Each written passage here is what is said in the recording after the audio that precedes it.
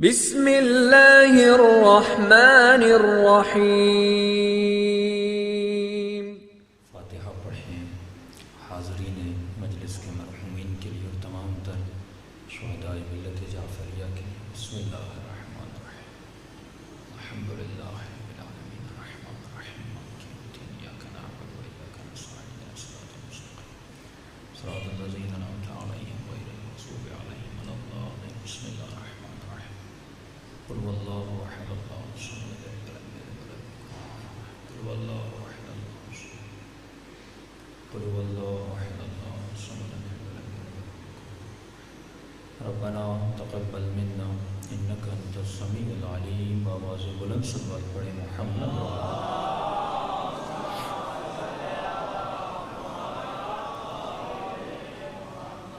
بسم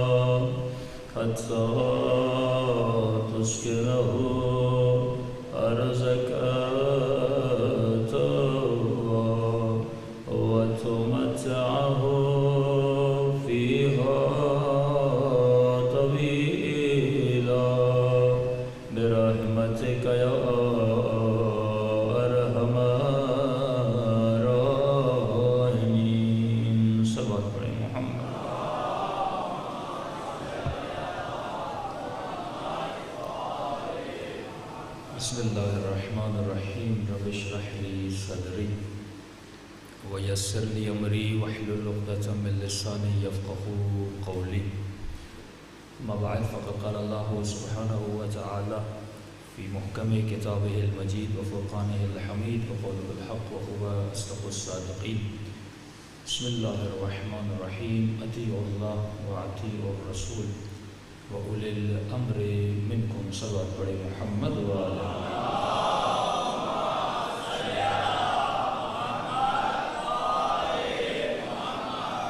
پروردگار عالم، اس ماہ مبارک میں ہم سب کی عبادتیں اپنی بارگاہ میں قبول فرما دے۔ جس مقصد کی وجہ سے آج اس پہر میں جمع ہوئے ہیں، خدا ان مقاصد میں ہم سب کو کامیابیاں کامرانیاں نصیب فرما دے۔ سب سے پہلے اس وقت کا احساس کیا کریں کہ یہ جو وقت ہے صبح کی نماز کے بعد کا وقت، احادیث اور روایات کی روشنی میں جب مولا سے پوچھا گیا مولا جنت کا وقت کیسا ہوگا، تو فرمایا لا یرون فیہا شمسا ولا زمہریرا، جنت میں کوئی سورج نہیں ہوگا۔ تو پوچھا مولا پھر کیسا وقت ہوگا، فرمایا جو صبح کی نماز کے بعد کا وقت ہوتا ہے وہ جنت کا وقت ہے۔ یعنی ابھی اگر کوئی جنت کو محسوس کرنا چاہتا ہے کہ جنت میں کیسی روشنی ہوگی، کیسا سما ہوگا، تو سمجھ جائیے یہ جو روشنی ہے، یہ جو وقت ہے، یہ جنت کا وقت ہے۔ گویا آپ جنت کے وقت میں بیٹھے ہیں اور اس مولا کا ذکر سن رہے ہیں جو مالک جنت ہے۔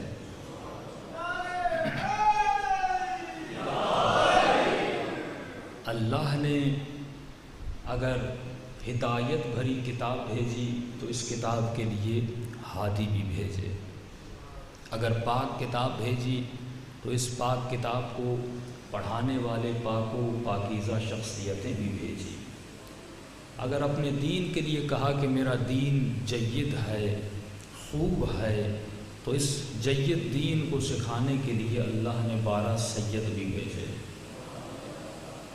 اگر کہا یہ میرا دین صابرین کے لیے ہے تو اصبر الصابرین حسین جیسا امام بھی بھیجا۔ اگر کہا میرا دین حسین ہے تو اس دین میں حسن کو اور بڑھانے کے لیے حسن ابن علی کو بھی بھیجا۔ اگر کہا میرے دین میں رأفت بھی ہے، رحمت بھی ہے، تو خدا نے اس رأفت و رحمت کو دکھانے کے لیے زین العابدین جیسا چہرہ بھی عطا کیا۔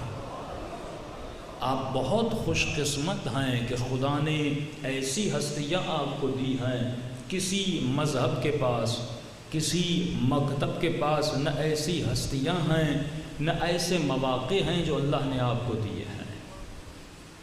اہل بیت نے اپنی شہادت کے ذریعے بھی آپ کو فرش عذاب پر بلا کر خدا کی یاد دلائی، اپنی ولادت کے ذریعے بھی آپ کو فرش پر بلا کر، وہ چاہے میلاد کا مہینہ ہو، وہ چاہے میلاد کا بہانہ ہو، آپ کو خدا کی یاد دلائی۔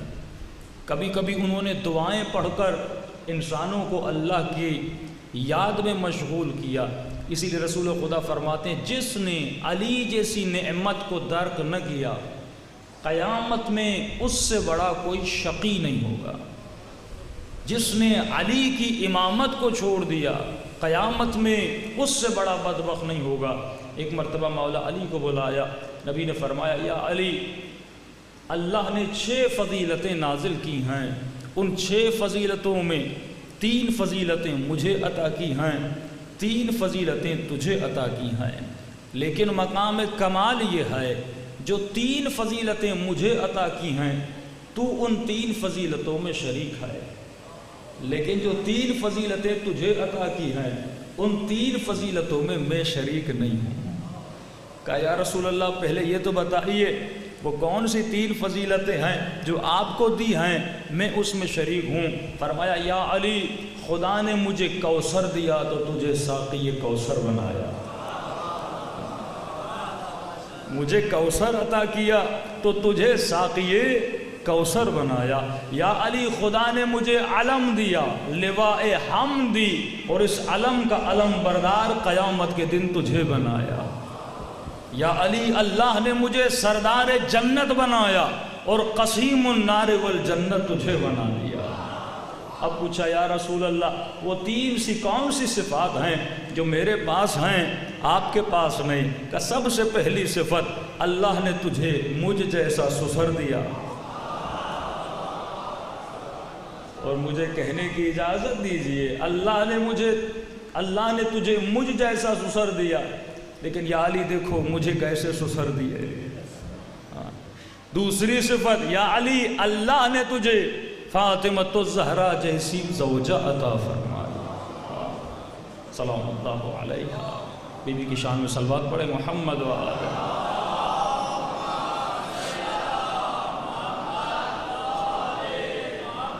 کسی کو کائنات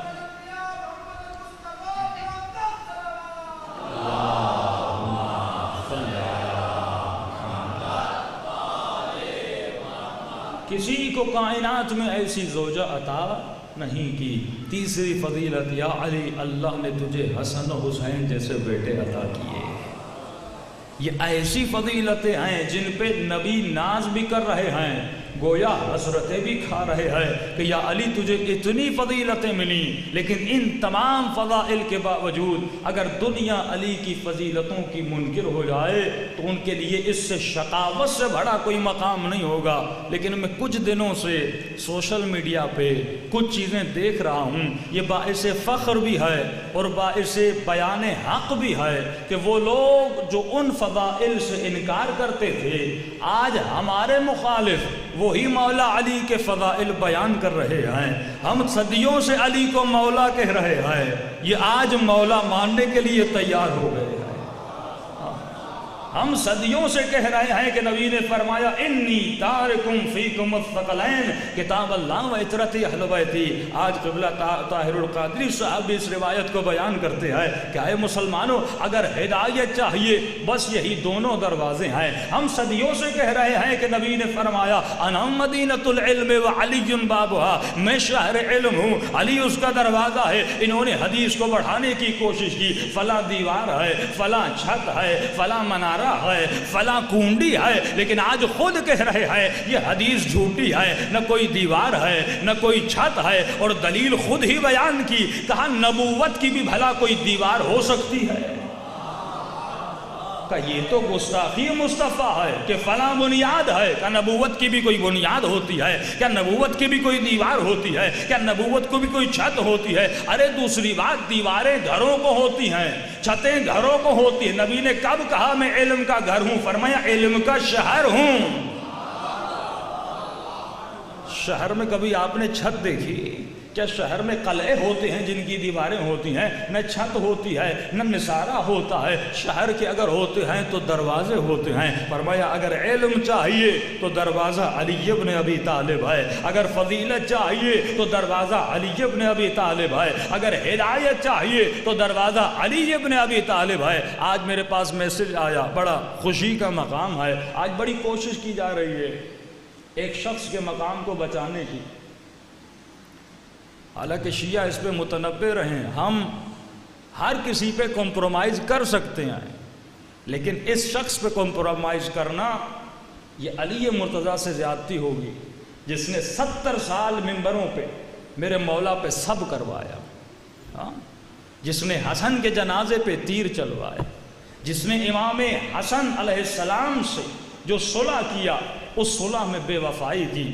آج میں نے آرٹیکل پڑھا انہی قبلہ طاہر القادری صاحب کا، جنہوں نے بہت لمبا آرٹیکل لکھا. اس کو چھپوا کر ہر شیعہ اپنے گھر میں رکھے اور جہاں جہاں پر اس کے فضائل پڑھے جاتے ہیں یہی جملہ مولا علی نے مسجد کوفہ میں آ کر کہا. مولا کی آنکھوں سے آنسو بہنے لگے. امام نے فرمایا علی پہ سب سے بڑا ظلم یہ ہے کہ مجھے اتنا گرایا کہ فلاں کے ساتھ کھڑا کر دیا. آج جب فلاں علی اور فلاں بھائی بھائی کہا جاتا ہے یہ ظلم ہے علی ابن ابی طالب کی ذات پر. کہاں علی اور کہاں شرابی، کہاں علی کی نمازیں، کہاں علی کی فاقہ کشی، کہاں علی کی عبادت. صلوات پڑھے محمد و آل محمد.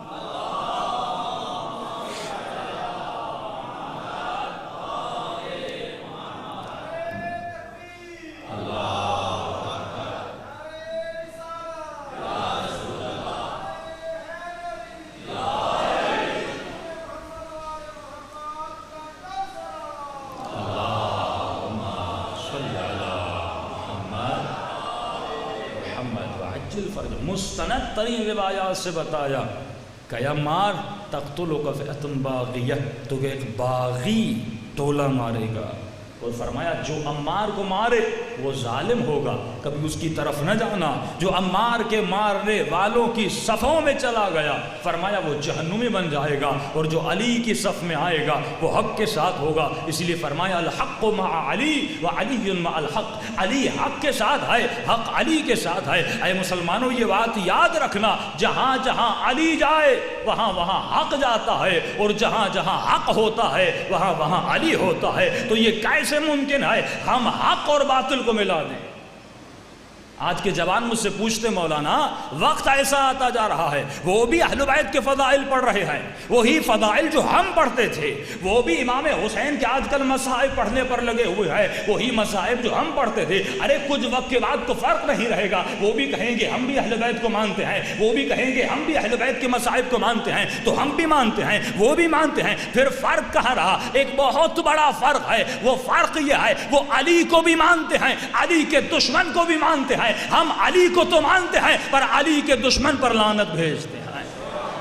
ये सबसे बड़ा फर्क है कि वो हक को भी मानते हैं, बातिल को भी मानते हैं। मौला फरमाते हैं हक को बातिल का कभी इम्तजाज नहीं हो सकता। कयामत में लो वो लोग जहन्नुमी बन जाएंगे जो ये कहेंगे अरे खुदा वो भी सच्चा था, ये भी सच्चा था। अल्लाह की आवाज़ आएगी, मैं आदिल की कुर्सी पर बैठा हूँ जहाँ पे हजारों लोग मारे गए। अरे ये तो बताओ कातिल कहाँ जाएगा, मकतूल कहाँ जाएगा? हम कहते हैं कोई मजलूम है, कोई जालिम है, कोई जुल्म करने वाला है, कोई वो है जिस पे जुल्म हुआ है। लेकिन आज ये बिल्डिंग किया जा रहा है कि भाई इन्होंने एक इज्तिहाद किया था। इज्तिहादी गलती कुरान में कहाँ साबित है? इज्तिहादी गलती कोई हदीस बताओ इज्तिहादी गलती के लिए, कोई रिवायत बताओ इज्तिहादी गलती के लिए कि जिसने जो गुनाह किया कहा इज्तिहादी गलती है। ये तो मकाम अमन है कि इन्होंने ये नहीं कहा कि यजीद ने भी इज्तिहादी गलती की थी, वरना वो कहते हैं जो सऊदी के पैसों पे पलते हैं, आज तो वो भी कहते हैं कि यजीद भी सहाबी था लियाज़ु बिल्लाह, उसने भी इज्तिहादी गलती की थी। अरे कुरान जब साफ जाहिर कह रहा है कि अल्लाह की झूठों पर लानत है। हसन इब्न अली के साथ एक सुलह किया गया, उस सुलह पे अमल न किया गया कि मिंबर से अली पे लानत भेजना बंद हो जाएगी, हाशमियों को अपना हक दिया जाएगा, अपने बाद किसी को खलीफा मुकर्रर न किया जाएगा। तारीख बताती है खलीफा भी मुकर्रर हुआ, मिंबरों से मौला अली पर सब भी बंद न हुआ। ये किसने बंद किया? उमर इब्न अब्दुल अजीज ने आकर मिंबरों से मौला अली पर सब बंद करवाया, लेकिन इससे पहले तो मौला पर सब होता रहा। तो कुरान कहता है लअनतुल्लाहि अलल काज़िबीन, जो झूठ बोलते हैं उन पर खुदा की लानत है, हम शियों की भी लानत है। दूसरा कुरान का वादा है, फरमाया शराब पीने वालों पर, निजासत में खेलने वालों पर, जिना करने वालों पर अल्लाह की लानत होती है। इन्होंने शराब भी पी, अलियाज़ु बिल्लाह दूसरे गुनाह भी किए। आज किससे जाहिर है? अगर बेटा शराब पी रहा है, किसके सामने शराब पीता था यजीद? वो किसके घर में पला, वो किसके घर में बड़ा हुआ? यजीद अगर नमाज के इनकारी था, अगर शराब पीता था, अगर गुनाह करता था, अगर जिना करता था, अगर जुआ खेलता था, सवाल यह है अगर इनके वालिद बुजुर्गवार नहीं करते थे लेकिन बेटा तो करता था, और अगर बेटे के गुनाह को देखते हुए कोई न रोके वो उस गुनाह में शरीक हो जाता है। यानी अगर मैं किसी को शराब पीते हुए देखूं न रोकूं, अगर मैं किसी को जिना करते हुए देखूं न रोकूं, और तमाम तरह अमाल के देखने के बावजूद भी उसे मिंबर रसूल पर बिठा दूं, इससे बड़ी कोई तौहीन होगी? यानी जो जिम्मेदार है कत्ल हुसैन इब्न अली का, आज मैंने एक जुमला कहा था बहुत पहले, मैंने कहा था फर्क ये है हम भी यजीद पर लानत भेजते हैं, वो भी यजीद पर लानत भेजते हैं। आज अक्सरियत मुसलमानों की यजीद पर लानत भेजती है, शिया भी यजीद पर लानत बेशुमार करते हैं, लेकिन फर्क ये है हम यजीद पर भी लानत भेजते हैं और यजीद को यजीद बनाने वालों पर भी लानत भेजते हैं। वही जुमला जो मेरे आका हुसैन ने करबला में कहा। इमाम ने कभी करबला के लश्करियों से शिकायत नहीं की कि ये मुझे क्यों मारने आए। एक जुमला था, मैं मिंबर से कह नहीं सकता कुछ मसाइल की वजह से, लेकिन इमाम हुसैन के जुमले हैं। फरमाया या रसूल अल्लाह, मैं क़यामत के दिन उन दो की शिकायत करूँगा जिनकी वजह से हुसैन को ये दिन देखने पड़े, जिनकी वजह से अली मुर्तज़ा को वो दिन देखने पड़े। दुनिया ने बहुत कोशिश की फ़ज़ाइल अहले बैत को छुपाने की, लेकिन मौला फरमाते हैं ये फ़ज़ाइल छुपने के बावजूद भी छुप नहीं सकते। کیونکہ اللہ کا وعدہ ہے تا قیامت علی کے فضائل کو ظاہر کیا جائے گا۔ میں اکثر نوجوانوں کو کہتا ہوں آپ کو گھبرانے کی ضرورت نہیں ہے، کیونکہ اتنے فضائل ہیں آپ کے مولاؤں کے، آپ کے آقاؤں کے۔ ایک عام سی دلیل میں ہمیشہ دیتا ہوں، اگر کسی سے مناظرہ بھی کرنا ہے زیادہ مناظرے میں مت پڑیے، زیادہ کسی روایت میں مت الجھیے، آپ بس اسے اتنا کہیے ہمارا کھلا چیلنج ہے، آپ ہمارے اماموں کا کوئی استاد ڈھونڈ کے دکھائیں۔ کھلا چیلنج ہے۔ آپ علی کے استاد تو رسول خدا تھے، امام حسن کے استاد مولانا علی تھے، کوئی آؤٹ سائڈ استاد دکھائیے۔ امام زین العابدین کے استاد کون تھے؟ امام محمد باقر کے استاد کون تھے؟ امام جعفر صادق کے استاد کون تھے؟ امام موسی کاظم کے استاد کون تھے؟ ارے امام علی الرضا کے استاد کون تھے؟ 7 سال کی عمر ہے، امام جواد کے استاد کون تھے؟ مولا کے مناظرے تو پڑھیے، 7 سال کی عمر میں امام نے کیسے مناظرے کیا ہے۔ عمدن چیلنج دلوایا گیا کہ امام وہ ہوتا ہے جو بچپنے میں امام ہوتا ہے۔ 9ویں امام کے کوئی استاد دکھائیے، 10ویں امام کا کوئی استاد دکھائیے، 11ویں امام کا کوئی استاد دکھائیے۔ 12ویں امام پر تو اختلاف ہے، پیدا ہوئے، ہم کہتے پیدا ہو چکے، لیکن ہمارا چیلنج ہے ہم تمہیں تمہارے اماموں کے استاد دکھاتے ہیں، ڈائریکٹ یا انڈائریکٹ۔ 4 کے 4 جو مکاتب کے امام ہیں وہ شاگرد ہیں میرے چھٹے امام کے، ڈائریکٹ یا انڈائریکٹ یہ شاگرد ہیں میرے چھٹے امام کے۔ کہ مشہور جملہ ہے لولا سنتان لہلک نعمان، اگر 2 سال نہ ہوتے تو ابو حنیفہ ہلاک ہو جاتا۔ یہ جملے ہیں، اگر 2 سال میں خدمت جعفر صادق میں نہ ہوتا، ارے جن کی خدمت نہ کرنے سے کوئی ہلاک ہو جائے تو ہم تو انہی کے در پہ جائیں گے نا جو ہلاکت سے بچائیں ہمیں، جو جنت کا راستہ دکھائیں۔ انہوں نے بھی کہا، ان کے بڑوں نے بھی کہا کہ لولا علی لہلک فلاں، اگر علی نہ ہوتے تو فلاں ہلاک ہو جاتا۔ صلوات پڑھے محمد و آل محمد۔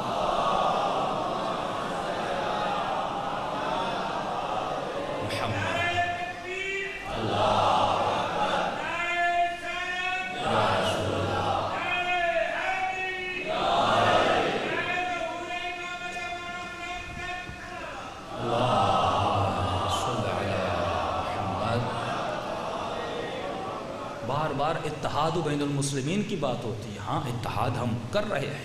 وہی فتویٰ جو رہبر معظم نے دیا کہ اہل سنت کے اکابر کو برا بھلا نہ کہو، لیکن وہ مشخص سے کون ہیں اکابر؟ نبی کی ازواج ہیں اور خلفائے راشدین ہیں۔ ہم نے تعمیل کی فرمان رسول کی، فرمان رہبر معظم کی۔ کیوں تعمیل کی؟ کیونکہ جتنے خلفاء گزرے کسی بھی خلیفے نے انٹرنل جو بھی پرابلمز ہوں اس پہ گفتگو نہیں کرتے، لیکن جتنے بھی خلفاء گزرے انہوں نے دین کا خیال کیا، ظواہر دین، ظواہر نماز، ظواہر عبادت، ہر چیز کا خیال کیا۔ اگر کہیں پہ کوئی گناہ کرتا تھا اسے سزا بھی دی جاتی تھی، اگر کوئی زنا کرتا تھا اسے سنسار بھی کیا جاتا تھا۔ اور کئی محفلوں میں مولا علی جاتے تھے، اسلامی مشاورے دیتے تھے، جنگوں میں مشورے دیتے تھے۔ اسلامی حکومت بہرحال چل رہی تھی، لیکن یہ جن صاحب سے ہمیں صلح کی بات کی جا رہی ہے، انہوں نے تو علل اعلان علی سے جنگ کی ہے۔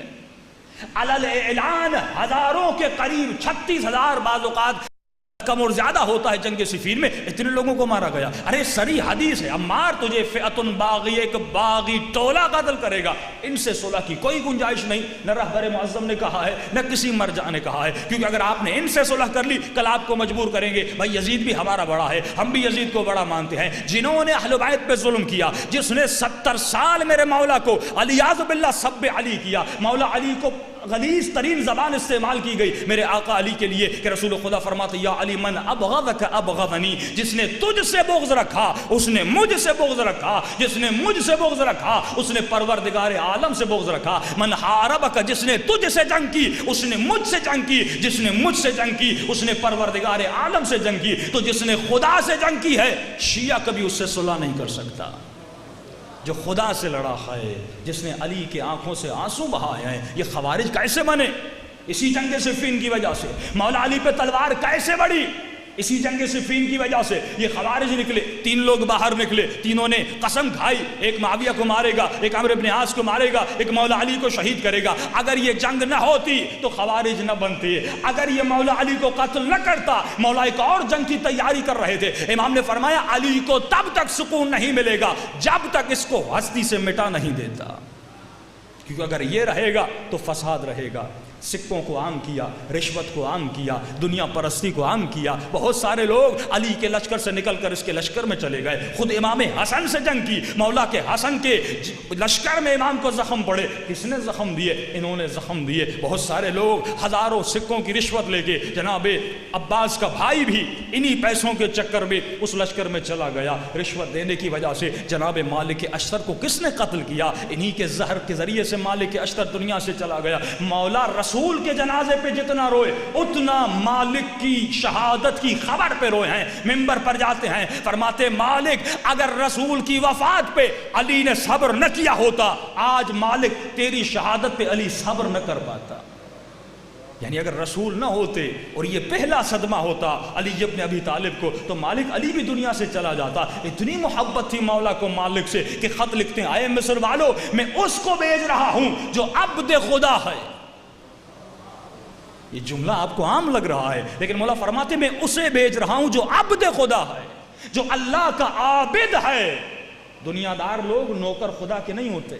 کوئی پیسے کا نوکر ہوتا ہے، کوئی مال کا نوکر ہوتا ہے، کوئی شہوت کا نوکر ہوتا ہے، کوئی دنیا داری کا نوکر ہوتا ہے. فرمایا لیکن مالک وہ ہے جو اللہ کا نوکر ہے، جو عبد خدا ہے. اس عبد خدا کو زہر دیا گیا. خود امام حسن کو کس نے زہر دیا؟ کس کے ذریعے سے زہر ملا؟ اس خاتون کو کس نے لالچ دی تھی کہ حسن ابن علی کو زہر دینا ہے؟ تو اتنے جرائم جو عیاں ہیں تاریخ میں، بہت سارے ہمارے بریلوی علماء بھی اس کو بیان کرتے ہیں. اور یہ مقام افسوس ہوگا اگر کوئی شیعوں میں سے اٹھ کے یہ کہہ دے کہ اس کو برا بھلا نہیں کہنا. یہ مخالفت اہل بیت علیہم السلام ہوگی. یہ مولا علی کے سینے پہ ایک طرح کا زخم ہوگا. یہ امام حسن کے سینے پہ زخم ہوگا. یہ جناب زینب سلام اللہ علیہا کے سینے پہ زخم ہوگا کہ بی بی رو رو کے کہتی ہیں اے میرے حسن بھیا، میں نے تو سفید کفن پہنا کے بھیجا تھا، تمہارے جنازے پہ تیر کس نے لگائے؟ جب بی بی زینب گھر میں آتی ہیں اس چشم جگر کے ٹکڑے نظر آتے ہیں. کیا گزری ہوگی میری آقا زادی زینب پر؟ تو عزیزان محترم، یہی علم اہل بیت ہے، یہی فرمان اہل بیت ہے.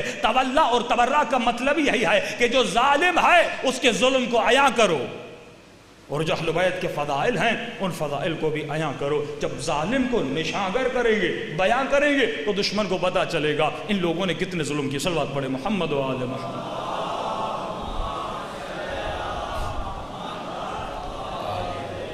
چند مولا کے فضائل، چند مولا کے فرامین، آج کچھ مخصوص باتیں کرنے آیا ہوں. فرمایا علی کی سب سے بڑی فضیلت یہ ہے کہ ولادت کعبے میں ہوئی، شہادت مسجد میں ہوئی. آئے تو خدا کے گھر میں، گئے تو خدا کے گھر سے. سب نے سنا مولا کی ولادت ہوئی. بہت عجیب فضیلت ہے مولا کی. فرمایا جب رسول کے ہاتھوں میں آئے میرے آقا مرتضیٰ، تو سب سے پہلے جو چہرہ دیکھا وہ مصطفیٰ کا دیکھا. مولا نے 3 دن تک اپنی ماں کا دودھ نہیں پیا. سب سے پہلے جو زبان چوسی وہ مصطفیٰ کی زبان تھی. پھر فرمایا یا رسول اللہ کیا پڑھوں؟ توریت پڑھوں، انجیل پڑھوں، زبور پڑھوں، قرآن پڑھوں؟ قرآن آیا نہیں، علی کے رائے پڑھوں. نزول قرآن نہیں ہوا، مولا فرماتے پڑھوں. پہلی آیت علماء فرماتے جو میرے آقا نے پڑھی، فرمایا قد افلح المؤمنون. بحقیقت آج مومنین کامیاب ہو گئے. کیوں کامیاب نہ ہوتے؟ کیونکہ امیر المؤمنین جو آ گیا ہے. مومنین تب کامیاب ہوتے جب امیر آ جائے. فرمایا رسول علی مرتضیٰ کو گھر لے گئے. لے جانے کے بعد مکے کی عورتیں ایک رسم و رواج ہے کہ جس بھی گھر میں بچہ پیدا ہوتا ہے عورتیں پوچھنے آتی ہیں بچہ کس پہ گیا ہے. کوئی کہتا ہے ماموں پہ گیا، کوئی کہتا ہے چچا پہ گیا، کوئی کہتا ہے ماں پہ گیا. بھئی آنکھیں باپ پہ گئی ہیں، ہاتھ ماں پہ گئے ہیں، مختلف باتیں کی جاتی ہیں. فرمایا مکے کی عورتیں آتی تھی، محمد سے ملتی تھی اور میرے نبی سے پوچھتی تھی یہ بچہ کس پہ گیا ہے. عجیب جملے روایت کہ یہ بچہ کس پہ گیا ہے. فرمایا رسول خدا خاموش رہتے تھے، کوئی جواب نہیں دیتے تھے.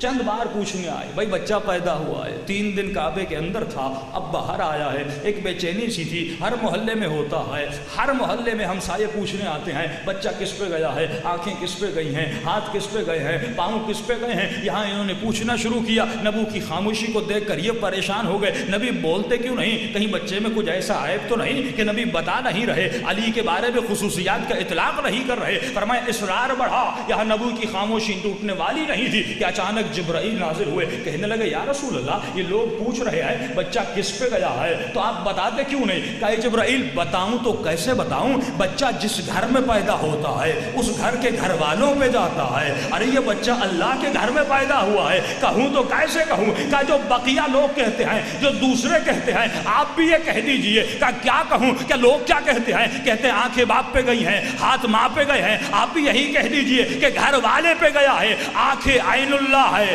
زبان لسان اللہ ہے, ہاتھ ید اللہ ہے, کان اذن اللہ ہے. جو اس سے محبت کرے وہ رحمت اللہ ہے, جو اس سے بغض کرے وہ لعنت اللہ ہے.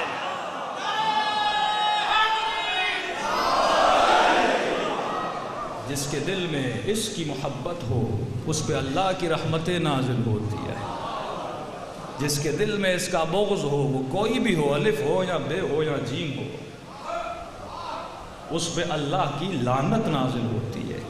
یہ ہے عقیدہ مسلم تشیع. جس عقیدے کو بچا کے رکھیے. کم از کم جن لوگوں نے علل اعلان جنگ کی, علل اعلان علی سے جنگ کی, دوسروں نے نہیں کی جتنی انہوں نے علل اعلان جنگ کی ہے. باقی مسائل اختلافی مسائل ہیں, لیکن یہ وہ مسائل ہیں جو اہل بیت کی, اہل سنت کی کتابوں میں علل اعلان بیان کیے گئے ہیں, اور وہ خود ان مسئلوں میں الجھے ہوئے. صلوات پڑھیں محمد و آل محمد.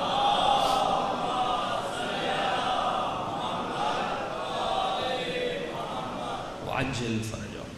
ماشاءاللہ آپ سب مولا علی کے ماننے والے ہیں, علی کی ولایت کا اقرار کرنے والے ہیں. میں نے پچھلے سال ایام فاطمیہ میں جناب سیدہ کی ایک روایت پڑھی تھی. کسی نے بی بی سے پوچھا, بی بی کیا میں علی کا شیعہ ہوں یا نہیں؟ بی بی نے فرمایا کہ جو ہماری کہی ہوئی باتوں پر عمل کرے اور جن باتوں سے ہم نے کہا رک جائے وہ ہمارا شیعہ ہے. اگر جس نے یہ نہ کیا وہ ہمارا شیعہ نہیں. اس کی بیوی واپس جاتی ہے سیدہ کے گھر سے اپنے گھر میں, شوہر کو بتاتی ہے کہ سیدہ نے کہا جو ہماری باتوں پر عمل کرے اور رکی ہوئی باتوں سے رک جائے وہ ہمارا شیعہ ہے. یہ بیچارہ رونے لگا, زار و قطع. ارے میں نے تو کافی گناہ کیے, میں نے تو بڑی برائیاں کی, تو کیا میں علی کا شیعہ نہیں؟ اگر شیعہ نہیں تو میں جنت میں نہیں جاؤں گا. 3 دن اس نے نہ کھانا کھایا نہ پانی پی رہا, بیمار پڑ گیا, بستر پر سو گیا. علی کا عاشق تھا, علی کا محب تھا. اگر یہ خبر ملی کہ سیدہ کہے تم ہمارے شیعہ نہیں, سیدہ کی زبان سے یہ جملے نکلے, یہ تو کہتا میں بدبخت بن گیا. ارے میں تو جنت میں نہیں جاؤں گا, جنت کے علاوہ دوسرا کون سا راستہ ہے؟ جہنم کا راستہ ہے. بیوی پریشان ہوئی, روتے روتے سیدہ کے قدموں میں گری. بیوی آپ نے یہ کیا کہہ دیا؟ وہ تو دن رات رو رہا ہے, ارے میں جنتی نہیں, میں علی کا شیعہ نہیں. بیوی نے ایک جملہ فرمایا میں نے یہ کب کہا وہ جنتی نہیں؟ میں نے یہ کب کہا وہ جنتی نہیں؟ میں نے کہا ہمارا شیعہ. بیوی نے فرمایا شیعہ بھی جنت میں جائے گا, محب بھی جنت میں جائے گا, دونوں جنتی. اب محب اہل سنت بھی ہو سکتا ہے, محب مسیحی بھی ہو سکتا ہے, محب کسی بھی مذہب سے تعلق رکھ سکتا ہے. فرمایا وہ بھی جنتی ہے اور شیعہ بھی جنتی ہے. لیکن بی بی نے فرمایا دونوں کے جنت میں جانے کا فرق ہے. جو شیعہ ہے وہ آنکھ جھپکنے سے پہلے جنت میں چلا جائے گا. جن کو پتہ نہیں چلے گا حساب و کتاب کیسے ہوا, جن کی برزخ بھی بہت آسان, جن کی جنت بھی بہت آسان, یعنی مرنے کے بعد برزخ میں جائیں گے, فوراً برزخ میں جیسے اتریں گے برزخی جنت میں چلے جائیں گے. آج اکثر ہمارے نوجوانوں کو 3 چیزیں بتائی گئیں, بھائی موت آئے گی, قبر ہے, قیامت ہوگی, جنت ہے, جہنم ہے. کسی کو نہیں پتا برزخ کیا ہے. اس سارے سفر کے درمیان ایک بہت لمبا سفر ہے جسے برزخ کا نام دیا گیا. آج کسی جوان کو نہیں پتا کہ برزخ کیا ہے, مجھے برزخ سے کیسے گزرنا ہے. اکثر یہ کہا جاتا ہے بھائی اتنے علماء روایات پڑھتے ہیں, کتنے بھی گنہگار ہو, محب اہل بیت ہو, قیامت کے دن جناب زہرا کہیں گی اے خدا یہ میرے حسین کا عزادار ہے, اسے جنت میں بھیج دیا جائے. تب تک میں جنت میں نہیں جاؤں گی جب تک میرے حسین پہ گریہ کرنے والے جنت میں نہیں جائیں گے. یہ روایات صحیح ہیں, الحق ہیں, لیکن برزخ کا کیا ہوگا؟ آج یزید کہاں ہے؟ آج یزید کا باپ کہاں ہے؟ آج جتنے نیک صالحین خمینی جیسے, مراشی نجفی جیسے, محمد تقی بافقی, آیت اللہ بہجت کہاں ہیں؟ کیا قبر میں سو رہے ہیں؟ قیامت تو ہوئی نہیں، حساب و کتاب تو ہوا نہیں، اس وقت وہ کہاں ہیں؟ ابھی اگر میں مر جاؤں تو میں کہاں جاؤں گا؟ فرمایا ہر انسان جو مرتا ہے، یہ تمام تر روایتیں جو لکھی گئی ہے کہ منکر و نکیر قبر میں سوال کریں گے۔ قبر سے مراد کیا ہے؟ قبر سے مراد ہے برزخ۔ یہ قبر نہیں جو مٹی کی قبر آپ دیکھ رہے ہیں جس میں انسان کا جسم گل جاتا ہے، یہ قبر نہیں ہے۔ قبر سے مراد برزخ ہے۔ روح مکمل دفن ہونے کے بعد برزخ میں منتقل ہو جاتی ہے، برزخی جسم میں منتقل ہو جاتی ہے۔ اب مولا فرماتے ہیں اگر ہمارا محب ہوگا، اگر خطا کی ہے تو اللہ کی یہ بھی نعمت ہے کہ اس پر برزخ میں عذاب ہوگا۔ اگر شراب پیا ہے برزخ میں عذاب ہوگا، اگر تارک الصلاۃ تھا برزخ میں عذاب ہوگا، اگر والدین کا احترام نہ کرتا تھا برزخ میں عذاب ہوگا، اگر خمس کی ادائیگی نہ دیتا تھا برزخ میں عذاب ہوگا، اگر زکوٰۃ نہ دیتا تھا برزخ میں عذاب ہوگا، تمام تر فروع دین جن کا انکار کرتا تھا برزخ میں عذاب ہوگا۔ فرمایا شفاعت کا تعلق قیامت سے ہے، برزخ سے نہیں ہے۔ یاد رکھیے گا کہ اہل بیت اگر مدد کریں گے تو قیامت کے دن، یعنی پوری زندگی گناہ کیے لیکن عزادار تھا، پوری زندگی نافرمانی کی لیکن عزادار تھا، اب بی بی فرماتی ہیں یہ برزخ میں جائے گا کیونکہ ہمارا محب ہے، خدا برزخ میں اسے پاک کرے گا۔ کس کے ذریعے؟ عذاب کے ذریعے پاک کرے گا۔ اب جب قیامت کے دن آئے گا پھر بھی نام اعمال میں وہ گناہ تو لکھے ہیں نا، ایسا تو نہیں کہ جہنم میں عذاب دیکھنے سے ہر انسان پاک ہو جاتا ہے۔ اگر ایسا ہوتا 1000 سال سے گزر گئے، یزید ابھی تک جل رہا ہے، پاک نہیں ہوا۔ خالدین فیہا، ہمیشہ اس میں رہیں گے۔ شمر ابھی تک جل رہا ہے لیکن قیامت میں بھی پاک نہیں ہوگا۔ ہرملہ ابھی تک جل رہا ہے لیکن قیامت میں پاک نہیں ہوگا۔ ابن ملجم ابھی تک جل رہا ہے لیکن قیامت میں پاک نہیں ہوگا۔ فرمایا یہ نعمت پروردگار ہے، اگر محب ہو اور گناہ کیے ہیں تو برزخ میں عذاب کو چکھنا پڑے گا۔ اب بی بی فرماتی ہیں اگر برزخ کے عذاب سے بچنا چاہتے ہو تو بی بی کیا کرے؟ فرمایا توبہ کرو، آسان طریقہ ہے برزخ کے عذاب سے۔ وہاں کوئی اہل بیت مدد کرنے نہیں آئیں گے، مدد ہے قیامت سے، شفاعت کا تعلق قیامت سے ہے، تمام تر قرآن کی آیتوں کا تعلق قیامت سے ہے، برزخ سے نہیں ہے۔ برزخ میں اکیلا چلنا پڑے گا۔ فرمایا اس کا کفن اٹھایا جائے گا، اس کے نام اعمال لکھے جائیں گے، اس کی گردن میں ڈالا جائے گا۔ مولا فرماتے ہیں اتنا وزن زیادہ ہوگا اس کے گناہوں کا کہ کمر جھک جائے گی۔ اب یہ برزخ میں چلے گا۔ یہی عمل جو رمضان کا عمل ہے، 1000 مرتبہ روزانہ جو سورہ انا انزلنا پڑتا ہے، وہ اپنے برزخ کا عمل دیکھ سکتا ہے۔ آیت اللہ عظمہ طباطبائی نے اپنی برزخ کو دیکھا۔ ہمارے ابھی ایک دوست ہے، انہوں نے قبلہ میں نے برزخ کا سفر دیکھا ہے۔ ہر انسان اپنے برزخ کا سفر دیکھ سکتا ہے کہ ابھی میں کس حال میں ہوں، کہ ابھی آ کر بہتری انجام دے۔ بی بی نے فرمایا اب تیری مرضی ہے، تو اگر اپنے گناہوں کو عذاب سے دھونا چاہتا ہے تو جا کر برزخ میں دھو، اگر دنیا میں اپنے گناہوں کو دھونا چاہتا ہے تو بی بی نے کہا شب قدر میں توبہ کے آنسو بہاؤ، رمضان کے مہینے میں توبہ کے آنسو بہاؤ۔ یہ شب قدر توبہ کا مہینہ ہے۔ دوسری نشانی جو مولا فرماتے ہیں، مولا فرماتے ہیں جو جتنا متقی ہوتا ہے، جتنا عظیم تقوی کے درجے پر ہوتا ہے، جب وہ وہاں سے گرتا ہے تو اتنا نیچا گرتا ہے اس کی مثال نہیں ملتی۔ دنیا میں 4 طرح کے لوگ ہیں۔ ایک وہ ہیں جو اچھے ہیں لیکن اچھائی کرنے میں بھی برے ہیں تو اچھے لیکن اچھائی کرنے میں بھی برے ہیں۔ مثال کے طور پہ آپ ایک مومن سے قرضہ لینے گئے، اس نے پیسے تو دیے آپ کو لیکن آپ کو اتنے تانے دیے کہ آپ نے کہا پھر کبھی مر بھی جاؤں میں اس سے قرضہ نہیں لوں گا۔ یہ ہے تو اچھا لیکن اچھائی میں برا کر رہا ہے۔ صدقہ دیتا ہے لیکن غریبوں کو ذلیل کرتا ہے، مدد کرتا ہے لیکن ذلیل کر کے مدد کرتا ہے، انہیں خفت میں آ کر لا کر ان کی مدد کرتا ہے۔ مولا فرماتے ہیں اچھائی کر رہا ہے لیکن اچھائی میں برا ہے۔ دوسرا طبقہ وہ ہے جو اچھا ہے لیکن اپنی اچھائی میں اعلیٰ ترین ہے، جیسے علی مرتضیٰ تھے۔ راتوں کو غریبوں میں میرے مولا کھانا تقسیم کرتے ہیں۔ یہ عجیب بات ہے نا، اتنے سال سے 25 سال سے علی یتیموں کو کھانا دے رہے ہیں، یتیموں کو پتہ تک نہ چلا دینے والا کون ہے۔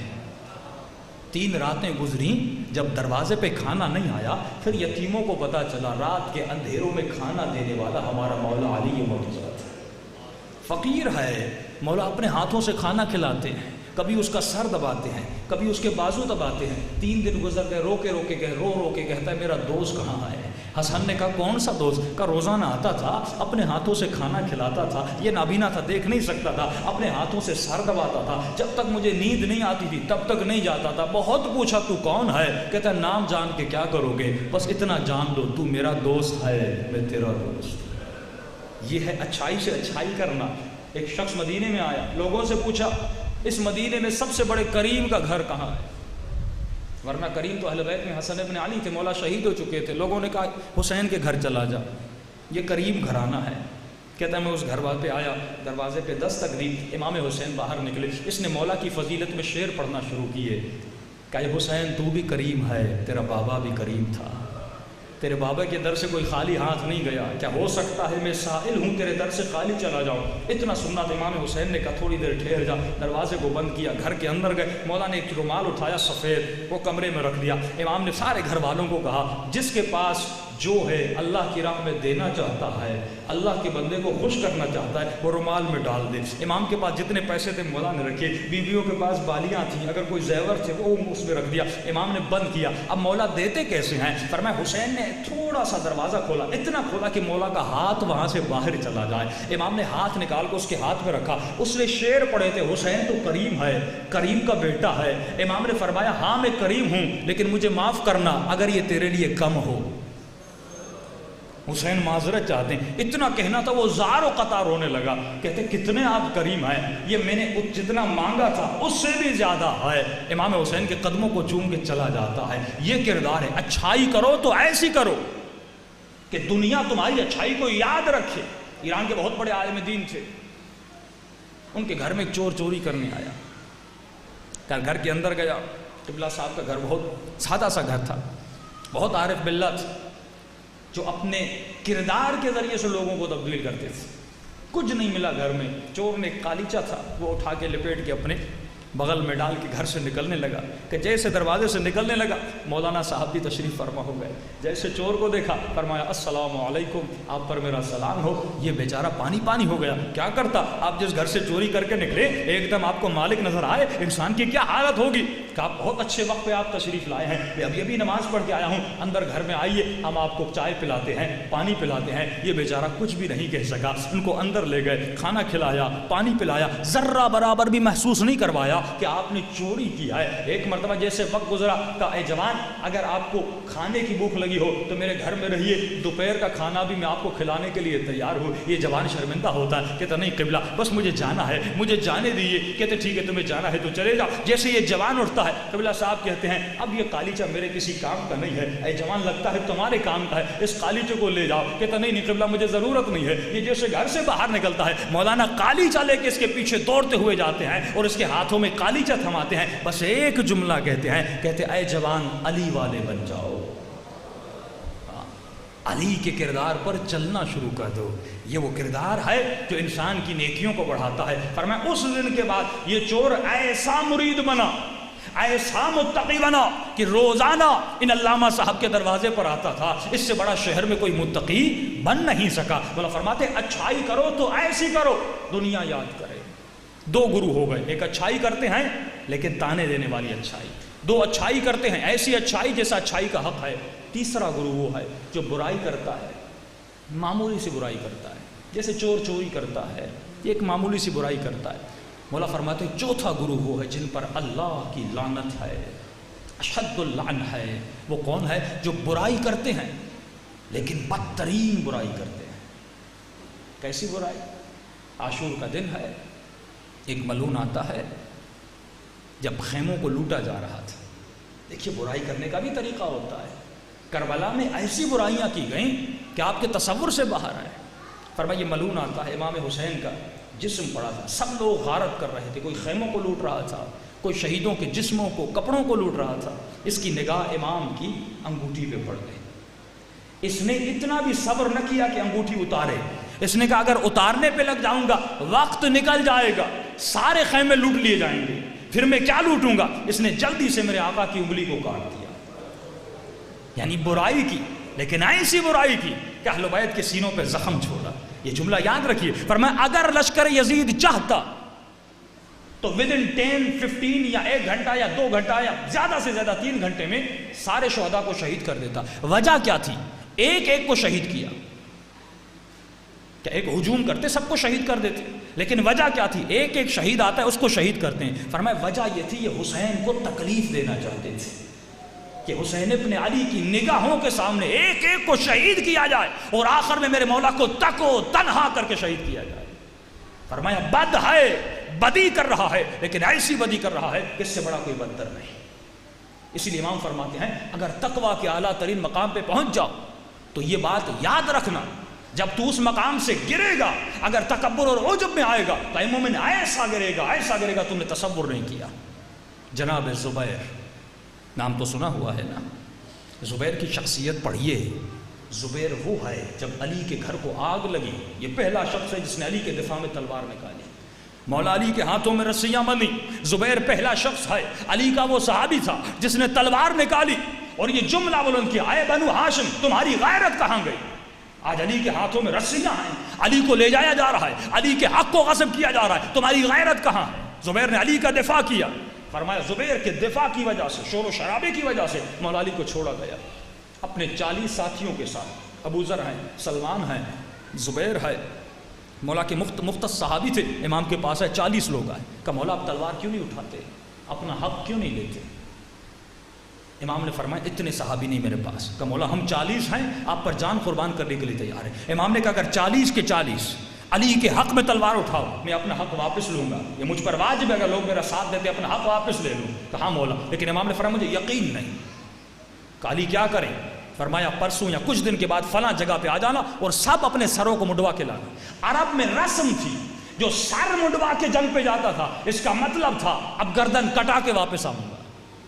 اگر کسی نے سر منڈوا لیا پھر واپسی کی کوئی بات نہیں تھی، یہ گارنٹی تھی کہ مولا اب سر منڈوا کے آیا ہوں، اس کا مطلب سر کٹوانے کے لیے بھی تیار ہوں۔ فرمایا جب مولا نے کہا آ جانا، گئے 40 تھے لیکن آئے 4، جناب ابو ذر ہیں، جناب مقداد ہیں، جناب سلمان ہیں، جناب زبیر، یہ 4 وہ صحابی تھے جو سر منڈوا کے آئے علی پر جان قربان کرنے کے لیے، علی پر اپنی جان کو نچھاور کرنے کے لیے۔ لیکن آپ نے دیکھا ہوا کیا؟ مولا ان 25 سالوں میں بہت سے علی کو چھوڑ کر امیر شام کے سفرے پہ چلے گئے۔ ان 25 سالوں میں جنہوں نے علی کا ساتھ دیا تھا، جو تقویٰ کا دعویٰ کرتے تھے، فرمایا علی کو چھوڑ کے چلے گئے۔ 25 سال کے بعد زبیر بہت مالدار بنا، مدینے میں 4 گھر تھے، مصر میں 2 گھر تھے، لاکھوں ہزاروں درہم کی ملکیت زبیر کے پاس تھی۔ جب مولا خلافت پر پہنچے، مولا نے خطبہ دیا، نہج البلاغہ میں موجود ہے کہ میں پہلی خلافتوں کا بھی حساب لوں گا، جس نے اگر مال بیت المال سے 1 سکہ بھی اٹھایا ہے، علی وہ سکہ اس کی حلقوم سے نکالے گا اور غریبوں تک ان کا مال پہنچائے گا جیسے ان کو پہنچا۔ ارے علی تو بڑا زبردست عدالت کرنے والے ہیں، ہم سے سارا پیسہ لوٹ لیا جائے گا۔ انہوں نے علی کو پیغام بھیجا، پہلا پیغام بھیجا، اے علی ہم نے تمہاری حمایت کی ہے، جبکہ ہم جانتے ہیں تم نے ہمارے آبا و اجداد کو مارا۔ دوسری بات، ہماری شرط یہ ہے کہ تم عثمان کے قاتلوں کو پکڑو گے اور ہمارے حوالے کرو گے اور سزا دو گے۔ تیسری شرط یہ ہے یا علی تمہاری خلافت سے پہلے جتنا مال جس نے کمایا اس کا حساب نہیں لوگے، اپنی خلافت کے بعد جتنا حساب و کتاب ہے وہ لوگے۔ مولا نے جواب لکھا، امام نے فرمایا پہلی بات میں نے اگر تمہارے آبا و اجداد کو مارا اپنی خاطر نہیں مارا، اللہ کے دین کی خاطر مارا۔ اب فیصلہ کرو، اگر اللہ کا دین حق ہے تو جا کر حق سے لڑو، علی سے کیوں لڑتے ہو؟ جا کر محمد سے لڑو، علی سے کیوں لڑتے ہو؟ میں نے دین خدا کی خاطر تلوار چلائی۔ رہی دوسری بات، قاتلین عثمان کو پکڑنا ہے، امام نے فرمایا اگر علی کو ملے تو علی خود سزا دے گا، تمہیں کیوں دے؟ اگر مجھے مل گئے میں خود سزا دوں گا، تمہیں کیوں دوں؟ رہی تیسری بات کہ علی حساب کتاب نہ کرنا، کل کا آج کا کرنا۔ امام نے فرمایا اگر علی حق پر بیٹھا ہے تو یہ کیسا حق ہے، آج کا حساب تو لے اور کل کا حساب نہ لے۔ فرمایا کل کا بھی لوں گا، آج کا بھی لوں گا۔ ولید واپس آیا، انہوں نے ایک جنگ تشکیل دی جو نام پڑا جنگ جمل۔ مولا علی اس جنگ کے مقابلے میں گئے۔ یہ جنگ ذاتی شخصیت کی وجہ سے بنی، یہ جنگ مال دنیا کی وجہ سے بنی۔ وہ لوگ جو رکاب علی میں تھے، علی پہ جان قربان کرنے کے لیے تیار تھے، لیکن ایمان سے اتنا گرے کہ علی کے مقابلے میں آ کر کھڑے ہو گئے۔ یہی جنگ جمل ہے۔ مولا علی جنگ جمل میں جاتے ہیں، سب سے پہلے میدان میں میرے آقا علی ابن ابی طالب جاتے ہیں۔ مولا نے تلوار کو نیام میں ڈالا ہوا ہے، یعنی لڑنے کے ارادے سے نہیں جا رہے۔ ایک مرتبہ وسط میں میدان جنگ میں کھڑے ہو کر کہتے ہیں یا ابا عبداللہ، علی کے قریب آ۔ ابا عبداللہ لقب تھا زبیر کا، بیٹا تھا عبداللہ۔ جناب عائشہ نے کہا زبیر تمہاری خیر نہیں، تو علی کے مقابلے میں جا رہا ہے، جو علی سے لڑنے گیا آج تک بچا نہیں۔ زبیر نے کہا نہیں، علی لڑنے نہیں آئے، تلوار نیام میں ہے، مجھے نام سے نہیں پکارا، لقب سے پکارا ہے، علی کچھ پیغام دینا چاہتے ہیں، میں علی کو آپ سے بہتر جانتا ہوں۔ ایک مرتبہ زبیر میدان جنگ میں آتا ہے، مولا علی ایک جملہ فرماتے، زبیر آج سے 30-40 سال پہلے تجھے یاد ہے نبی کی محفل میں بیٹھے تھے، تو میرے چہرے کی طرف مسکرا کر دیکھ رہا تھا۔ نبی نے پوچھا تھا زبیر کیا علی سے پیار کرتے ہو؟ تو نے کہا تھا یا رسول اللہ علی سے پیار کیسے نہ کروں، علی میرا رشتہ دار ہے۔ زبیر کی ماں علی کی پھپھو تھی، رسول خدا کی پھپھو تھی، ایک طرح سے رشتے میں کزن تھے۔ فرمایا یا رسول اللہ کیسے پیار نہ کروں، علی میرا رشتہ دار ہے۔ یا رسول اللہ کیسے پیار نہ کروں، آپ نے خود فرمایا النظر الی وجہ علی عبادت، علی کے چہرے کو دیکھنا عبادت ہے۔ فرمایا زبیر پھر یاد ہے میرے نبی نے کیا کہا تھا، زبیر وہ وقت یاد رکھنا جب علی پہ ظلم ہو رہا ہو تو علی کا ساتھ دینا، ظالموں کا ساتھ نہیں دینا۔ اس وقت تو نے کہا تھا یا رسول اللہ کیا یہ ہو سکتا ہے، کیا یہ ممکن ہے میں علی سے لڑوں؟ نبی نے خاموشی اختیار کی تھی، اتنا سننا تھا۔ زبیر نے سر کو جھکایا، مولا سے کوئی گفتگو نہیں کی، واپس چلا گیا۔ اب زبیر کا موڈ نہیں تھا لڑنے کا۔ بیٹے نے کہا بابا ڈر گئے علی سے؟ علی سے نہیں ڈرا، نبی کے فرمان سے ڈر گیا۔ زبیر لشکر سے واپس گیا، مولا کے لشکر سے ایک خبیث نے زبیر کو دیکھا، یہ وہ شخص تھا بعد میں خوارج میں بنا اور علی نے اس کو قتل بھی کیا۔ یہ زبیر کے پیچھے گیا، غافل گیرانہ اچانک زبیر پہ حملہ کیا، زبیر کے سر کو قلم کیا، زبیر کی تلوار اور سر کو لے کر علی کی خدمت میں آیا۔ مولا علی نے جیسے زبیر کے سر کو دیکھا، مولا کی آنکھوں میں آنسو بھر آئے۔ مولا نے فرمایا اے بدبخت تو نے کیا کیا، ہو سکتا تھا یہ ہدایت کے راستے پہ آ جاتا، تو نے اسے مار دیا۔ مولا اب ایک جملہ فرماتے ہیں میں نے اپنے نبی سے سنا تھا قاتل اور مقتول دونوں جہنم میں جائیں گے۔ ایک مرتبہ مولا نے زبیر کی تلوار اٹھائی، عربی کے جملے آئے، مولا نے یہ تلوار آنکھوں پہ رکھی اور علی نے گریہ کیا، کہا یہ وہ تلوار تھی جس نے میرے نبی کے دل کو خوش کیا تھا، یہ وہ تلوار تھی جس نے کفار کی گردنوں کو کاٹا تھا، یہ وہ تلوار تھی جس نے اسلام کی جنگوں میں میرے نبی کی مدد کی تھی۔ لیکن آج اس تلوار کے مالک کا حال کیا ہوا جب اس نے علی کو چھوڑ دیا۔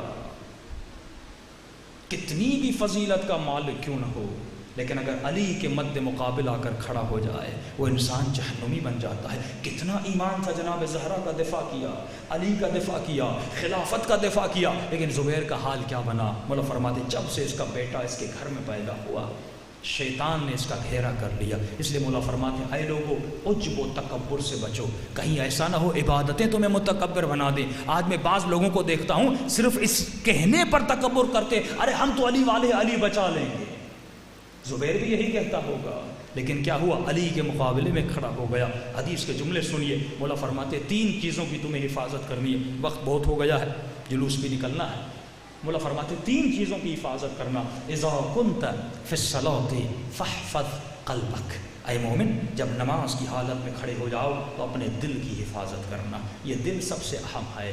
آج لوگ نماز پڑھ رہے ہیں یہ نہیں کہ نہیں پڑھ رہے، روزہ رکھ رہے ہیں یہ نہیں کہ نہیں رکھ رہے، آپ سب روزے کی حالت میں ہیں، عزاداری کر رہے ہیں۔ آج مسئلہ کیا ہے؟ نماز کے ہوتے ہوئے عزاداری، روزہ، عبادت، بعض لوگ خمس، زکوٰۃ سب کچھ دے رہے ہیں، لیکن ایک مسئلہ ہے۔ مولا فرماتے جس طرح جسم بیمار ہوتا ہے، جسم کی نشانیاں ہوتی ہیں، کبھی گرم ہو جاتا ہے، اگر بھوک لگتی ہے اس کا احساس ہوتا ہے، اگر پیاس لگتی ہے اس کا احساس ہوتا ہے، اس کو بجھانے کے لیے کبھی تو پانی پیتا ہے، کبھی تو کھانا کھاتا ہے، اگر بخار ہوتا ہے تو اس کا علاج کرتا ہے۔ مولا فرماتے اسی طرح کبھی کبھی تمہاری روح بیمار ہو جاتی ہے، روح کی بھی نشانیاں ہوتی ہیں۔ اے مومن روح کی نشانیوں کو پہچانا کرو۔ مولا فرماتے جسم جب بڑھتا ہے اس کے بڑھنے کی ایک مدت ہے، ابھی جو میرا قد ہے اس سے زیادہ نہیں بڑھے گا۔ آپ جو بزرگ ہیں 24 سال سے زیادہ ہیں، جن کا جو قد ہے اس سے زیادہ نہیں بڑھے گا، 2-3 انچ گھٹے گا لیکن بڑھے گا نہیں۔ فرمایا جسم ایک جگہ پہ جا کے رک جاتا ہے لیکن روح اس طرح نہیں ہے، روح ایک لمحے میں زبیر کی طرح بلندیوں پہ ہوتی ہے اور ایک لمحے میں اس بلندیوں سے ادنا ترین مقام پہ آ جاتی ہے۔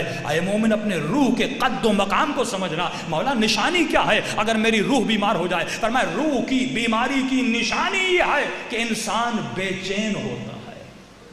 نماز تو پڑھ رہا ہے لیکن بے چین ہے، ذکر خدا کر رہا ہے لیکن دل بے چین ہے، پیسہ ہے، مال ہے، دولت ہے، سب کچھ ہے لیکن اس کا دل بے چین ہے۔ فرمایا اذا کنت فی الصلاۃ فاحفظ قلبک، جب نماز میں کھڑے ہو جاؤ تو اپنے دل کی حفاظت کرنا۔ واذا کنت بین الناس فاحفظ لسانک، جب لوگوں کے درمیان چلے جاؤ تو اپنے زبانوں کی حفاظت کرنا۔ کہیں ایسا نہ ہو کسی مومن کی غیبت کرو، کہیں ایسا نہ ہو تو مومنین کو آپس میں لڑا دو، کہیں ایسا نہ ہو کسی کی دل آزاری کرو، کہیں ایسا نہ ہو تمہارے ایک جملے سے اپنی بیویاں بچوں کو ناراض کرو، کرو. مولا فرماتی علی والا کبھی نہیں ہو سکتا جس کا کنٹرول اپنی زبان پر رہو. اذا کنت فی الصلاۃ اپنے دل کی حفاظت کرو. اذا کنت فی الناس اپنی زبان کی حفاظت کرو. اذا کنت فی بیت غیر اگر کسی غیر کے گھر میں چلے جاؤ فاحفظ عینک اپنی آنکھوں کی حفاظت کرنا.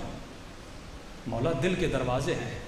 فرمایا دل کالا کب ہوتا ہے؟ جب اس کے دروازوں کی تم حفاظت نہیں کرتے. آنکھ دل کا دروازہ ہے, اگر حفاظت نہیں کی دل کالا ہو جائے گا. زبان دل کا دروازہ ہے, اگر حفاظت نہیں کی دل کالا ہو جائے گا. اب حدیث سنیے. فرمایا عبدی اے میرے بندے اذا اطعت جب میری اطاعت کرتے ہو فرضیت میں تیرا رب تجھ سے راضی ہو جاتا ہوں. واذا رضیت بارکت جب میں راضی ہوتا ہوں تم پر اپنی برکتوں کو نازل کرتا ہوں. واذا بارکت فببرکتی لا نہایت لبرکتی جب میں برکتیں نازل کرتا ہوں پھر میری برکت کی کوئی نہایت نہیں ہے, کوئی انتہا نہیں ہے. آج اسی خیرات کو اس دروازے پہ جمع کرنے آئے ہیں. حقیقت انسان روح ہے. اس روح کو بلند نہ کیا تو کچھ بھی نہ کیا. حقیقت جسم نجاست ہے. حقیقت جسم حقیقت انتہائے جسم گندگی ہے. یہ جسم مٹی میں مل جائے گا. فرمایا تمہاری روح باقی رہے گی. اسی روح کی بقا کے لیے اہل بیت علیہم السلام اس دنیا میں آئے, انسانوں کی ہدایت کے لیے آئے. لیکن ان انسانوں نے حادیان بشر کے ساتھ کیا کیا کہ مولا علی جب گھر آتے ہیں فرماتے ہیں سیدہ بی بی نے فرمایا علی میں نے سنا ہے اب یہ لوگ تجھے سلام بھی نہیں کرتے. علی کی آنکھوں میں آنسو آئے. فرمایا سیدہ آپ سلام کی بات کرتی ہیں, میں ان کو سلام کرتا ہوں یہ جواب بھی نہیں دیتے. اتنی تکلیفیں دی مولا علی کو آپ تصور بھی نہیں کر سکتے. لیکن یہ بات یاد رکھیے آج پرسہ کسے دینے آئے ہیں؟ ایک شب قدر گزر گئی, 2 شب قدر گزر گئی, ایک ابھی باقی ہے. ان شب قدر میں آپ کا نام اعمال امام زمانہ کی خدمت میں جانے والا ہے. وہ میرے آقا فرماتے عیشیو جب تیرا نام اعمال دیکھتا ہوں, نیکیاں دیکھتا ہوں خوش ہوتا ہوں, برائیاں دیکھتا ہوں میں بہت روتا ہوں. تو دعا کریں اے خدا اس مجلس کے صدقے میں شبہائے قدر کے صدقے میں نام اعمال ایسا بنا کہ زہرا کا لال دیکھ کے خوش ہو جائے, روئے نہ. وہ میرے مولا جو روزانہ غم حسین پہ روتے ہیں آج بھی عزادار ہوں گے. اس امام کو پرسہ دینے آئے. فرمایا قیامت کے دن ہر آنکھ روئے گی, 2 آنکھیں کبھی نہیں روئیں گی. ایک وہ آنکھ جو اپنے گناہوں پہ روتی ہے, ایک وہ آنکھ جو حسین کے مسائل پہ روتی ہے. اللہم صلی علی محمد وآل محمد. اللہم صلی علی محمد وآل محمد. بلند آواز اللہم صلی علی محمد. آواز بہت کم ہے. اللہم صلی علی محمد وآل محمد. اللہم صلی علی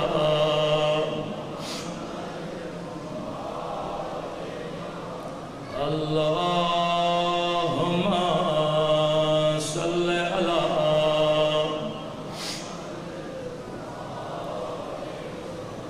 وأتل فرجهم وأتل فرجهم. بلند آواز وأتل فرجهم وأتل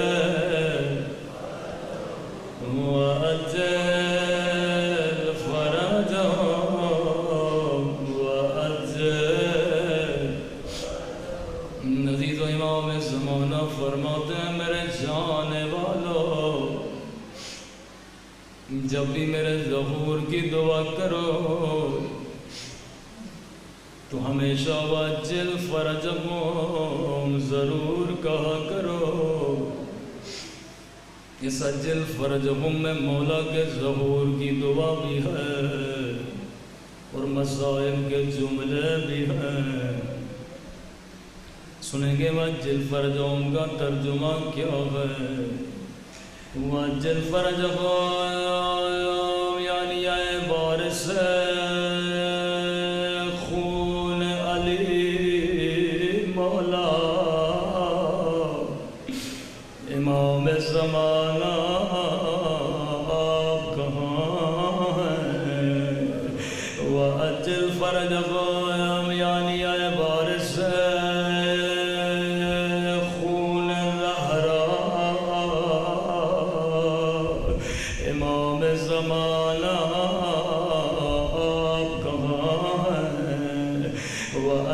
فرجہم یعنی اے بارش چادر زہرا امام زمانہ آپ کہاں ہیں؟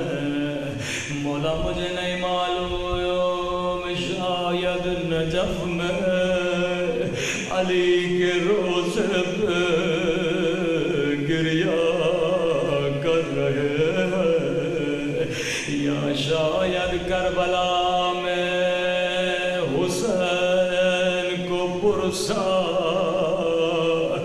دینے گئے ہیں یا شاید شام میں زینب کے روزے پہ رو رہے ہیں یا شاید مدینے میں ٹوٹی ہوئی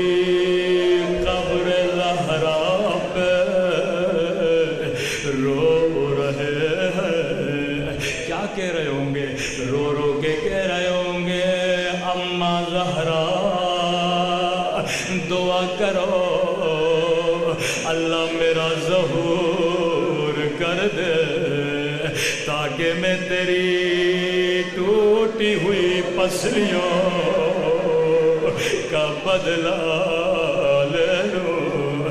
او اماں زہرا دعا کرو اللہ میرا ظہور کر دے میں اس ظالم سے بدلا لوں او جس نے سکینہ کو تماچے مارے.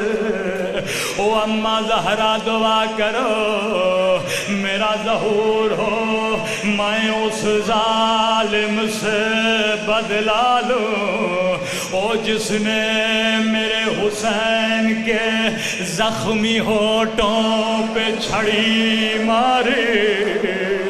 او اماں زہرا دعا کرو او میرا ظہور ہو میں اس ظالم سے بدلا لوں او جس نے میری سکینہ کے در اتارے.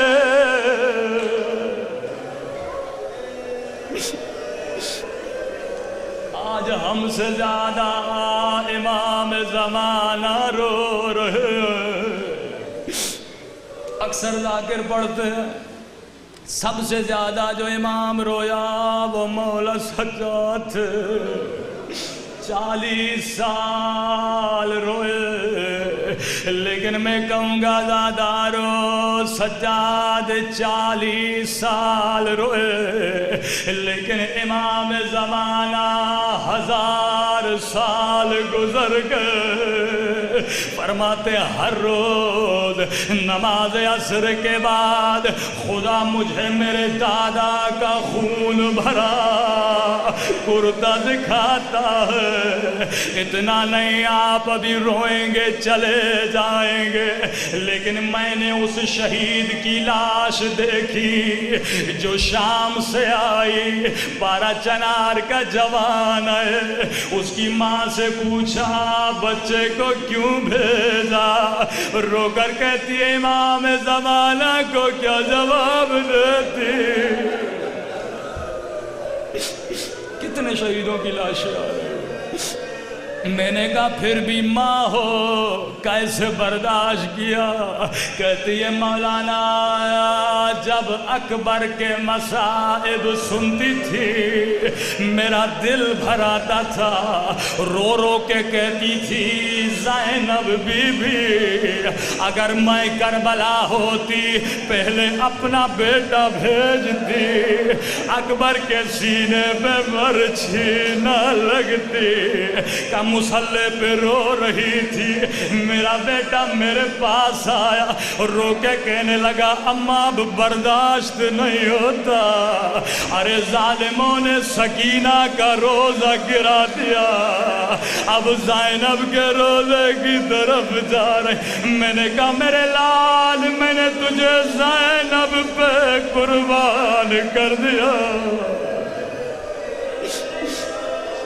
کتنوں کی لاشیں اٹھا رہے ہیں میرے امام زمانہ، کبھی شام کے شہیدوں کی 24,000 بچے یمن میں شہید ہوئے، کبھی یمن کے شہیدوں کی، کبھی عراق کے شہیدوں کی۔ اب جملہ سنیے گا، مولا فرماتے ہیں اے شیعوں میں روز روتا ہوں لیکن تو اپنے عمل سے مجھے خوش کرنا، کہیں ایسا نہ ہو یہ گناہ مولا دیکھے، مولا کا دل خون روئے، خاک ہو میرے سر پہ، وائے ہو مجھ پہ اگر میرے عمل سے زہرا کا لال روئے۔ اے خدا آج علی کا واسطہ ہم سب کے گناہ بخش دے، سب مل کے بلند آواز سے یا غفارو یا غفارو یا غفارو، بلند آواز سے یا غفارو یا غفارو یا غفارو۔ اے خدا تجھے علی کے زخمی سر کا واسطہ، خود امام زمانہ فرماتے ہیں شیعو جب بھی میرے ظہور کی دعا کرو خدا کو زینب کا واسطہ دیا کرو۔ یہ بی بی بڑی مظلومہ ہے، بی بی کے بچپنے سے شروع کریے بڑھاپے تک۔ جب بی بی بہت چھوٹی تھی تو اماں کی ٹوٹی ہوئی پسلیوں پہ پٹیاں باندھ رہی، زہرا کے زخم دیکھ، ابھی تھوڑی سی جوان ہوئی، بابا کا زخمی سر۔ رہبر معظم مصائب پڑھتے مولا علی کے، فرمایا علی کا سر بستر پہ پڑا ہے، حسن آ کر بابا کو دیکھ کے بڑا روتے ہیں، حسین آتے ہیں بڑا روتے ہیں، لیکن علی کچھ بھی نہیں کہتے۔ ایک مرتبہ زینب آتی ہیں، زار و قطار روتی ہیں، علی کی فریاد بلند ہوتی ہے حسن زینب کو کہو نہ روئے۔ بیٹوں کا رونا برداشت ہے لیکن بیٹیوں کا رونا مجھ سے برداشت نہیں ہوتا۔ ایک مرتبہ کا زینب بیٹا ذرا بابا کے قریب آ، کبھی ہاتھوں کو چومتے ہیں، کبھی سر کے بوس لیتے ہیں۔ فرمایا زینب بابا کے لیے کام کرو گی؟ جی میرے بابا۔ فرمایا زینب ذرا اٹھ کے کمرے میں چلو، کہا حسن تو دائیں طرف کھڑے ہو جا، حسین تو بائیں طرف کھڑے ہو جا۔ ایک مرتبہ زینب نے چلنا شروع کیا، علی دھاڑے مار مار کے رونے لگے، رو کے کہنے لگے زینب گھر میں بھی نہیں چل سکتی، اللہ جانے شرابیوں کے مجمع میں کیسے چلو گی۔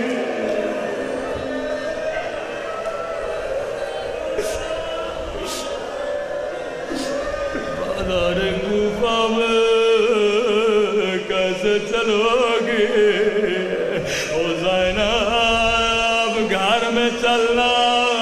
مشکل ہے، ارے 7,000 شرابیوں کا مجمع اور زینب کا کھلا سر ہے۔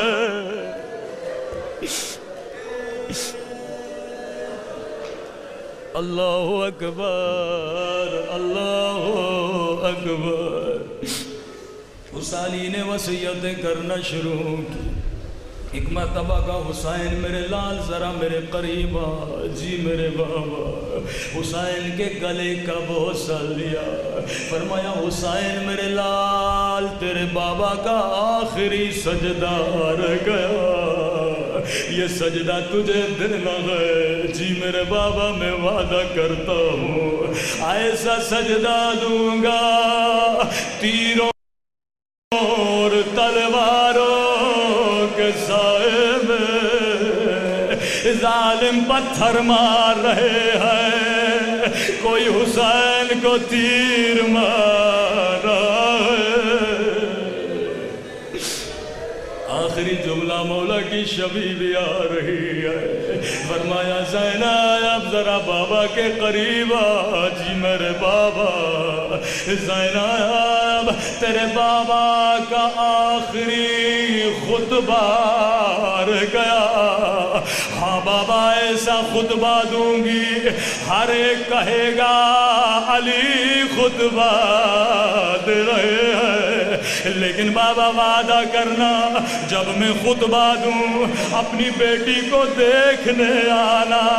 روایت کے جملے ہیں، یزید کا دربار ہے، ایک مرتبہ ملعون سجاد کے گردن پہ تلوار رکھی، یہاں زینب نے خطبہ دینا شروع کیا۔ مسجد میں نبی کا پرانا صحابی آنکھوں سے نابینا جیسے زینب کی آواز کو سنا، کہنے لگا اے مسلمانوں کیا میں خواب دیکھ رہا ہوں یا علی زندہ ہو گئے؟ لوگوں نے کہا علی زندہ نہیں ہوئے، علی کی بیٹی زینب ہے۔ ایک مرتبہ جلال میں آتا ہے آئے مسلمانوں تمہاری غیرت کہاں گئی؟ علی کی بیٹی اور شرابی کا دربار۔ جناب فضہ فرماتی ہیں زینب نے خطبہ دیا لیکن بار بار مڑ کے دیکھ رہی ہیں۔ بی بی فرماتی ہے میں نے سمجھا زینب ڈر گئی۔ بی بی نے پوچھا زینب بیٹا بار بار مڑ کے کیوں دیکھ رہی ہو؟ اماں فضہ بابا نے وعدہ کیا تھا زینب کو دیکھنے آئے گا۔ ایک مرتبہ زینب نے کہا اماں فضہ وہ میرا بابا علی آیا ہے۔ اللہ لعنت اللہ۔